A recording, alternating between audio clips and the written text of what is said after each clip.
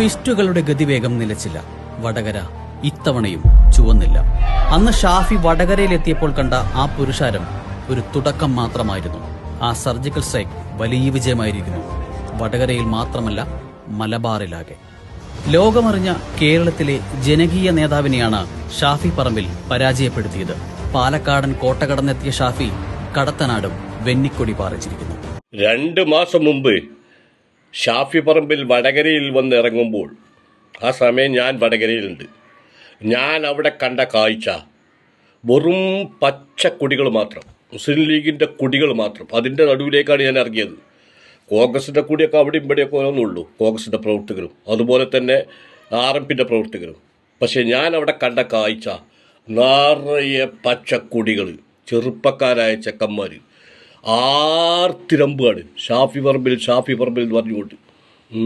അത്രമാത്രം പ്രയാസപ്പെട്ടുകൊണ്ടാണ് അവർ നേരത്തെ വന്ന് അവർ കാത്തു നിൽക്കുകയാണ്, വിയർത്തിങ്ങനെ ഒലിക്കുകയാണ്, വെള്ളം ഇങ്ങനെ കുടിക്കുന്നുണ്ട്. ഞാൻ ആ കണ്ട കാഴ്ച അതിഗംഭീരമായിരുന്നു. അതിനുശേഷം മാർക്സിസ്റ്റ് പാർട്ടിയുടെ സൈബർ ഇടങ്ങളിൽ ഒരു പോസ്റ്റ് പ്രത്യക്ഷപ്പെട്ടു, വടകര പാകിസ്ഥാനിലാണോ? അതിനുള്ള കാരണം ഇതായിരുന്നു. വടകര പാകിസ്ഥാനിലാണോ ചോദിക്കാനുള്ള കാരണം, അത്രത്തോളം കോൺഗ്രസിൻ്റെ സ്ഥാനാർത്ഥിക്ക് കോൺഗ്രസ് കൊടുക്കാത്ത പരിഗണന അവിടെ ലീഗുകാർ കൊടുത്തു. ലീഗുകാർ ഇതിൽ കയ്യും നീട്ടി സ്വീകരിക്കുകയാണ് ചെയ്തത് വടകരയിൽ. ഇത് എൻ്റെ അറിവിൽ, ഞാനിവിടെ ഇങ്ങനെ വെറുതെ അങ്ങാടിയിൽ ഇരുന്നുകൊണ്ട് പറയുന്ന പറച്ചിലല്ല. വടകര ഞാൻ പോയിട്ടുണ്ട്, കണ്ണൂർ ഞാൻ പോയിട്ടുണ്ട്, കാസർഗോഡ് ഞാൻ പോയിട്ടുണ്ട്, വയനാട് ഞാൻ പോയിട്ടുണ്ട്, കോഴിക്കോട് ഞാൻ പോയിട്ടുണ്ട്. അവിടെയൊക്കെ ലീഗിൻ്റെ മൃഗീയമായ പിന്തുണ, ആധിപത്യം എന്ന് തന്നെ പറയാം. എല്ലാ സ്ഥലത്തും പോസ്റ്റ് ഒട്ടിക്കാനാണെങ്കിലും, കൂട്ടിപ്പിടിക്കാനാണെങ്കിലും, മുദ്രാഭാഗ്യം വിളിക്കാനാണെങ്കിലും, റാലി നടത്താനാണെങ്കിലും ലീഗിൻ്റെ സാന്നിധ്യം, ഈ ലീഗിൻ്റെ സാന്നിധ്യമാണ് ഈ വിജയത്തിൻ്റെ പിന്നിലെന്ന് പറയാൻ എനിക്ക് യാതൊരു മടിയില്ല. ഞാനൊരു കോൺഗ്രസ്സുകാരനാണ്, ഒരു മടിയില്ല. അത്രത്തോളം ആത്മാർത്ഥമായിട്ടാണ് അവർ പ്രവർത്തിച്ചത്. പൊന്നാര സുഹൃത്തുക്കളെ, നമ്മളൊരു കാര്യം മനസ്സിലാക്കണം. പിന്നെ ഇടതുപക്ഷ മുന്നണിയിൽ CPIക്ക് 4 സീറ്റാണ്. ആ 4 സീറ്റിലും സാധാരണഗതിയിൽ അവർ പരാജയപ്പെടലാണ്. ഈ അടുത്ത കാലത്തായിട്ട്, കഴിഞ്ഞ പ്രാവശ്യമൊക്കെ ഈ പ്രാവശ്യമൊക്കെയായിട്ട് അവർ പരാജയപ്പെടലാണ്. 4 സീറ്റാണ് ഈ മുസ്ലിം ലീഗിനെ സംബന്ധിച്ചിടത്തോളം അവർ മത്സരിക്കണ പൊന്നാനിയിലും മലപ്പുറത്തൊന്നും പെടുന്നു കോൺഗ്രസ്സുകാർ പോയാണ്ട് കൂടി പിടിച്ച് പിന്നെ സജീവാകുമെന്ന് വേണ്ട അവർക്ക് അവിടെ ജയിച്ച് കയറാൻ.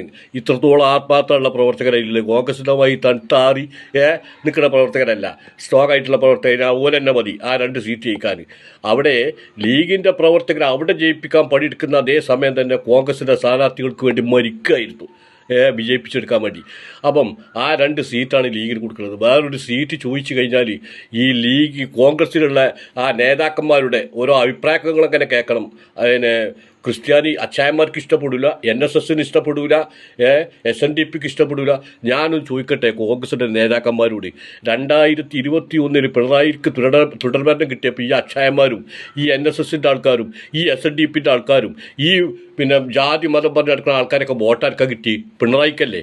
ഓനാരെയും കോൺഗ്രസിന് വോട്ട് ചെയ്തു. അതുകൊണ്ട് ദയവ് ചെയ്ത് അത്തരം മുട്ടാപ്പോക്ക് നയങ്ങൾ, ഈ ലോക്സഭാ ഇലക്ഷനിലും കോൺഗ്രസ് പറഞ്ഞ നയം അത് വളരെ കരസ്ഥാണ്. കോൺഗ്രസ് ഒറ്റക്കക്ഷിയാകാൻ വേണ്ടിയിട്ട് മാക്സിമം സീറ്റ് കോൺഗ്രസ് എടുക്കാൻ ന്യായം ശരിയാണ്. പക്ഷെ ആ ന്യായം ലീഗ് അംഗീകരിച്ചു, അത് മനസ്സിലാക്കണം. ആ ന്യായം മുസ്ലിം ലീഗ് അംഗീകരിച്ചുകൊണ്ട് മുന്നോട്ടേക്ക് പോയി. എന്നിട്ട് കോൺഗ്രസിൻ്റെ പ്രവർത്തകർക്ക് വേണ്ടിയിട്ട് ആഹ്വാനാത്രം അവർ പണിയെടുത്തു. അതുകൊണ്ട് ഇനിയെങ്കിലും ഒന്ന് മനസ്സിലാക്കുക, അവർക്കൊരു സീറ്റ് കൊടുക്കുന്നിടത്തോ അവർക്കൊരു മന്ത്രിസ്ഥാനം കൊടുക്കുന്നിടത്തോ ഈ ജാതി ഒരു മുട്ടാപ്പോക്ക് പറഞ്ഞു നിൽക്കരുത്. കാരണം 26 പാർട്ടിയായിട്ട് നടക്കുന്ന LDF ഇത്രയും പരാജയം ഏറ്റുവാങ്ങുമ്പോൾ ഒരു മുസ്ലിം ലീഗിനെ മാത്രമായിട്ട് കൊണ്ടു നടക്കുന്ന UDF ഇത്രയും വലിയ വിജയം ഈ സംസ്ഥാനത്ത് നേടാൻ കാരണമായെങ്കിൽ അത് ലീഗ് പ്രവർത്തകൻ്റെ, ലീഗുകാരുടെ പ്രവർത്തനത്തിൻ്റെ മികവാണ്. കണ്ണൂരും കാസർഗോഡും വടകരയിലും കോഴിക്കോടും വയനാട്ടിലൊക്കെ ഞാൻ നേരിട്ട് കണ്ടതാണ്. എന്നെ അറിയുന്നവർക്കറിയാം, ഞാൻ അവിടെയൊക്കെ പോകും, ഞാൻ നേരിട്ട് കണ്ടതാണ്. അതുകൊണ്ട് ഇനിയെങ്കിലും ഈ ലീഗിന് ഒരു സീറ്റ് കൊടുക്കുന്നിടത്തോ എന്തെങ്കിലും ഒരു സ്ഥാനം കൊടുക്കുന്നിടത്തോ ദയവായി കോൺഗ്രസിൻ്റെ പ്രവർത്തകന്മാരും കോൺഗ്രസിൻ്റെ നേതാക്കന്മാരും അവരെ താഴ്ത്തിക്കെട്ടുന്ന രീതിയിലുള്ള ആ പ്രസംഗവും പ്രവൃത്തിയൊക്കെ ഒന്ന് ഒഴിവാക്കണം എന്നാണ് ഈ അവസരത്തിൽ എനിക്ക് പറയാനുള്ളത്. വീണ്ടും പിഴയ്ക്കുകയാണ്. KK ശൈലജയുടെ ജനപ്രീതിയെ വോട്ടാക്കാൻ അവർക്ക് കഴിഞ്ഞില്ല. വടകരയിൽ ചരിത്രം ആവർത്തിക്കുകയാണ്. 2019 K മുരളീധരൻ വിജയിച്ചത് 84,663 വോട്ടുകൾക്കാണ്. എങ്കിലും LDFന് വോട്ട് മുകളിലേക്ക് തന്നെയായിരുന്നു. അവിടെയാണ് വടകര എന്ന ചെങ്കോട്ടയിൽ LDFന്റെ പ്രതീക്ഷകൾ തെറ്റിച്ച് ഒരു കോൺഗ്രസുകാരൻ വീണ്ടും പാർലമെന്റിലേക്ക് പോകുന്നത്. വിവാദങ്ങൾ മുളപൊട്ടി വളർന്ന വടകരയിൽ രാഷ്ട്രീയ കേരളത്തിലെ വൻമരം വീണിരിക്കുന്നു. ഷാഫി പറമ്പിൽ എന്ന 41-കാരൻ ഇനി വടകരയുടെ രാഷ്ട്രീയ മുഖം.